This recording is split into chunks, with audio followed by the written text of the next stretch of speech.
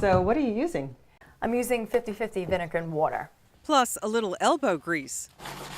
Michelle Spadafina says not all of the cleaning products she uses are homemade, but they're all chemical-free.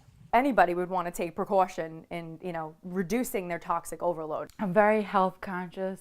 That's why Magdalene Martakis is happy to have a house cleaner who shares her concerns. Do you think these products work as well as conventional products? Not only do I think that they work as well, I think that in many cases they work better. And again, the first and foremost thing for me is that they are non-toxic. A lot of people, what they equate with clean is chemical. They think chemicals clean and disinfect, which is actually, in my opinion, false.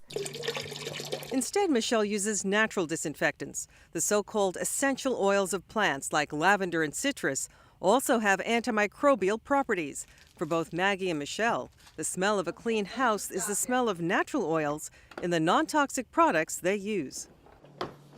Now, Michelle won't do your laundry, but she says you can save money on detergent by making your own. All it takes is some washing soda, baking soda, and a capful of Castile soap. I'm Mary Musi, News 12, Long Island.